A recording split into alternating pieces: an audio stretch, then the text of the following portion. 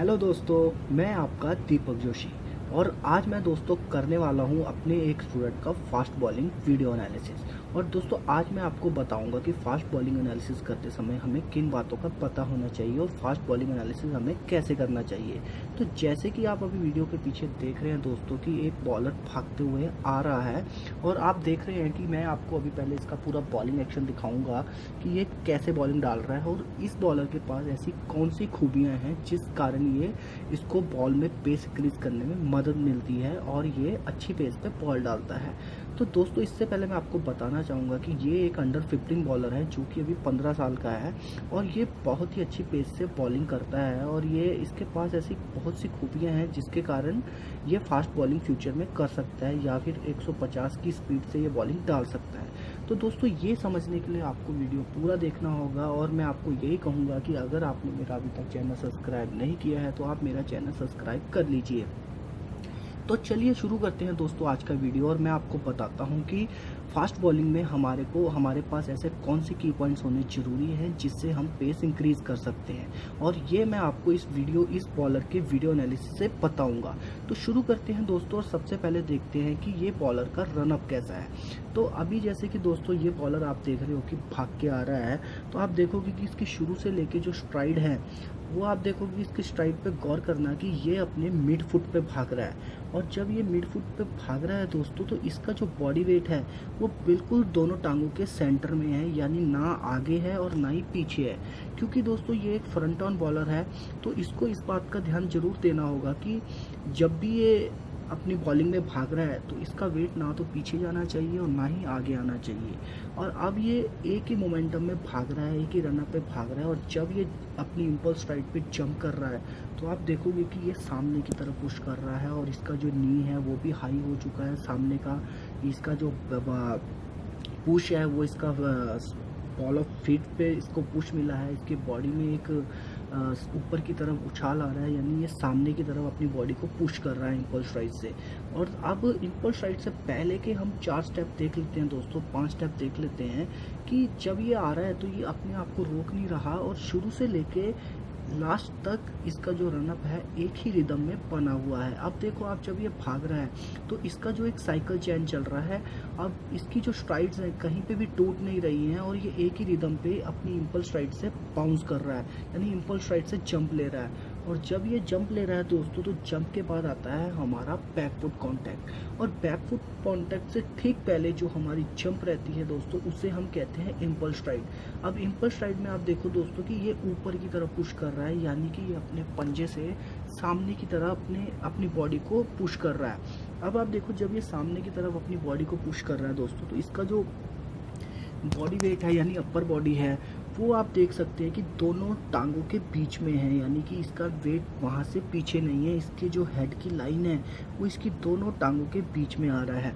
तो अब यहाँ से जब ये जंप कर रहा है दोस्तों तो आप देखोगे कि जब ये जंप कर रहा है तो उसका जो बैक फुट कांटेक्ट हो रहा है, आप देखोगे कि वो बैक फुट कांटेक्ट इसका पंजे पे हो रहा है और इसकी हील ग्राउंड पे टच नहीं हो रही है, जो कि दोस्तों हमारे लिए बहुत ज़रूरी है। और हील टच अगर हमारी नहीं हो रही है तो सेकंड की अट्रैक्शन हमारा यही है कि अगर हमारी हील टच नहीं हो रही है तो हम फ्यूचर में फास्ट बॉलिंग कर सकते हैं अच्छी पेस पे और हम अपनी पेस इंक्रीज कर सकते हैं, क्योंकि बैकफुट कांटेक्ट ही हमें बॉलिंग में 80% स्पीड देता है।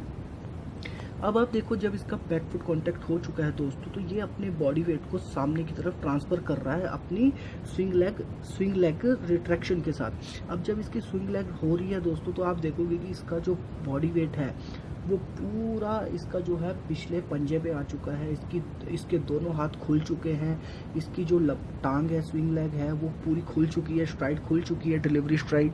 अब आप देखो जब इसकी डिलीवरी स्ट्राइड खुली हुई है दोस्तों तो इसके जो हेड की जो पोजीशन है आप देख सकते हैं कि दोनों टांगों के बीच में बनी है। इसका जो सेंटर ऑफ मास है यानी जो इसका बॉडी है चेस्ट पोजीशन है वो इसकी सामने की तरफ नहीं गिर रही और ना ही इसके जो बैक शोल्डर है वो पीछे की तरफ जा रहा है, यानी कि ये इस टाइम पे पूरा सेंटर ऑफ मास पे खड़ा है।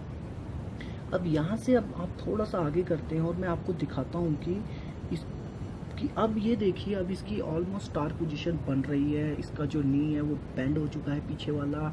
अब उसमें भी अब इसकी जो खासियत है वो क्या है कि आप देखोगे कि इसका जो नी बेंड है उसी लाइन पे इसकी जो सेंटर ऑफ मास है, यानी इसका जो बैक शोल्डर है उसी लाइन पे है। फ्रंट शोल्डर भी इसका हिप के अंदर ही है। इसका जो हेड है वो दोनों टांगों के बीच में आ रहा है, यानी कि ना ये ज़्यादा आगे गिर रहा है और ना ही ये ज़्यादा पीछे जा रहा है। इस टाइम पे इसका जो बॉडी मास है वो बिल्कुल सेंटर में है, जो कि पेस इंक्रीज करने के लिए दोस्तों हमारे पास बहुत ज़रूरी है। और ऑलमोस्ट इसका स्टार पोजीशन इस टाइम पे बन रहा है। अब यहाँ से आप देखो दोस्तों, जब इसका ग्राउंड कांटेक्ट हो रहा है तो ग्राउंड कांटेक्ट होते सारी इसका जो फ्रंट फुट है वो ब्लॉक हो चुका है। इसकी फ्रंट लेग पूरी तरीके से सीधी स्ट्रेच हो चुकी है, यानी बिल्कुल भी बेंड नहीं है, यानी यूं कहेंगे कि इसकी जो लेग है वो लॉक हो चुकी है। अब इसका आप देखो, सामने का जो पैर है उसका डायरेक्शन टूवर्ड्स द टारगेट है, पीछे का टो जो है इसका टूवर्ड्स द टारगेट है। इसकी जो नॉन बॉलिंग आर्म है वो लॉक हो चुकी है हिप के पास। इसका जो बैक शोल्डर है वो बिल्कुल पीछे बॉल को पुश कर रहा है। अब यहाँ पे जो इम्पोर्टेंट बात जो मैंने आपको बताई थी कि जो इसका जो सेंटर ऑफ मास है, यानी जो अपर बॉडी है, चेस्ट है और जो बैक शोल्डर की पोजीशन है वो इसकी दोनों टांगों के बीच में आ रही है। और जो इसका हेड का पोजीशन है वो इस टाइम इसके दोनों टांगों के बीच में आ रहा है, तो जो कि दोस्तों हमारी एक परफेक्ट पोजीशन है, यानी इसका अभी बेस अच्छा बन चुका है। और इस बेस को बनने को हम कहते हैं हिप शोल्डर सेपरेशन, यानी एट टाइम ऑफ कांटेक्ट जब हमारा फ्रंट फुट कांटेक्ट होता है तब हमारे जो पैर का डायरेक्शन है, दोनों पैरों का डायरेक्शन, हमारी हिप का डायरेक्शन, हमारे शोल्डर का डायरेक्शन, हमारे हेड का डायरेक्शन टूवर्ड्स द टारगेट हो जाना चाहिए। और अभी ये जो पोजीशन आप देख रहे हो दोस्तों, इस पोजीशन को कहते हैं हम हिप शोल्डर सेपरेशन पोजीशन। इसमें हमारी हिप, हमारा बैक फुट टो, हमारा front foot toe towards the target हो जाता है।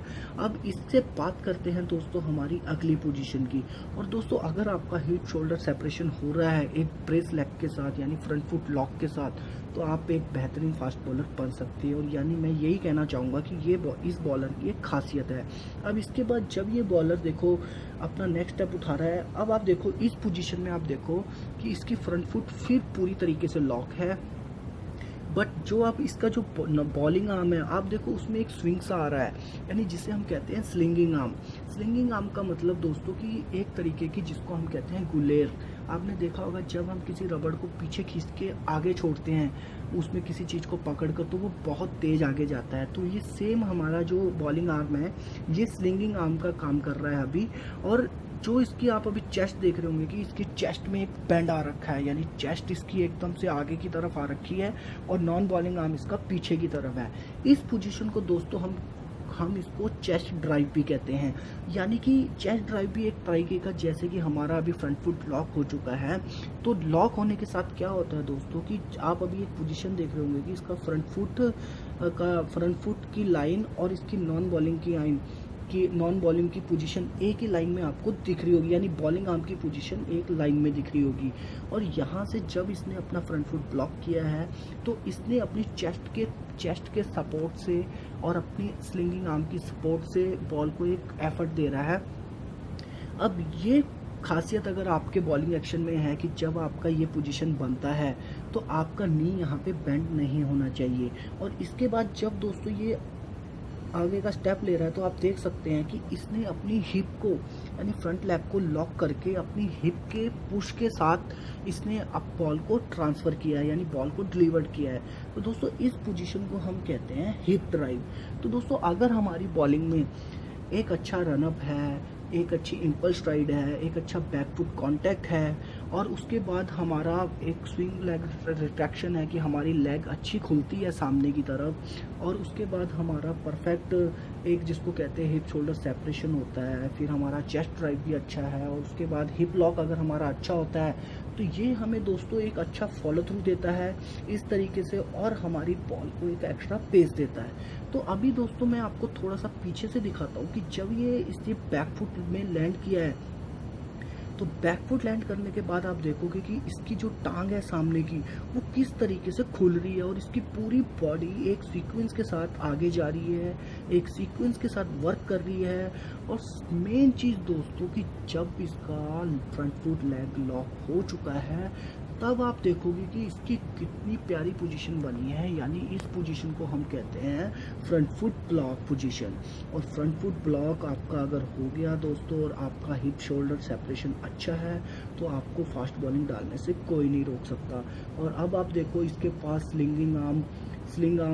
स्लिंग आर्म पुश भी है, इसके पास चेस्ट ड्राइव भी है, और चेस्ट ड्राइव के बाद इसके पास हिप ड्राइव भी अच्छा है। और हिप ड्राइव अच्छा होने के बाद इसके पास एक अच्छा रन अप, एक अच्छा फॉलो थ्रू भी है, और ये बॉल को जाते हुए देख रहा है। तो एक बार मैं आपको फुल रन अप से आपको दिखा देता हूँ कि इसका एक्चुअल व्यू कैसा आता है दोस्तों। अब आप देख सकते हैं कि जब ये एक्चुअल वे में बॉल डाल रहा है तो आप देखो कि भागते समय इसके शोल्डर बिल्कुल आगे की तरफ चल रहे हैं, वेट सेंटर ऑफ मास एकदम कंट्रोल में है, वेट पीछे नहीं जा रहा है, सामने की तरफ रह के भाग रहा है अपने सेंटर ऑफ फुट में। ये इम्पल्स स्ट्राइक से इसने जंप लिया, लैंड किया, टांग खोली और बॉल डिलीवर किया। तो आप देखोगे कि कितना प्यारा व्यू इसका अभी बॉलिंग में आ रहा है दोस्तों। तो अगर मैं आपको यही कहूँगा कि अगर आप इस तरीके से अपना बॉलिंग एनालिसिस करते हैं तो आपको अपनी बॉलिंग में बहुत सी बारीकियां पता चलेंगी, और आपका एक इस तरीके से एक अच्छा एक्शन बिल्ड होगा और आपको फ्यूचर में फास्ट बॉलिंग डालने में बहुत हेल्प मिलेगी। तो ये तो हो गया दोस्तों हमारा आज का वीडियो एनालिसिस। और अगर दोस्तों आपको इनमें से कोई भी चीज़ अगर आपको क्लियरली समझ नहीं आई है तो आप मेरा उसी टॉपिक से रिलेटेड पिछला वीडियोस देख सकते हैं। यानी मैंने अभी पीछे इन सब सब्जेक्ट पे वीडियो बना रखे हैं कि हमारा इम्पल्स ड्राइव क्या रहता है, हमारा रन अप क्या रहता है, या फिर हमारा स्टीप बैक फुट कॉन्टैक्ट क्या रहता है। यानी ऑलमोस्ट मैंने 7 की अट्रैक्शन पर वीडियो बना रखे हैं। और दोस्तों अगर वो आपको वीडियो नहीं देखा है आपने तो उसका लिंक मैं नीचे डिस्क्रिप्शन में डाल देता हूँ, और वो वीडियो आप ज़रूर देखें जिससे आपको काफ़ी मदद मिलेगी। और दोस्तों मैं आपको अंत में यही कहना चाहूँगा कि मेरे चैनल को सब्सक्राइब, वीडियो को लाइक शेयर जरूर कीजिए। और अगर आपको मुझसे कोई क्वेश्चन पूछना है तो आप कमेंट के माध्यम से मुझे पूछ सकते हैं। और दोस्तों और आप मुझे इंस्टाग्राम या फेसबुक पे भी क्वेश्चन पूछ सकते हैं जिसका लिंक मैंने डिस्क्रिप्शन में दिया हुआ है। Thank you so much guys.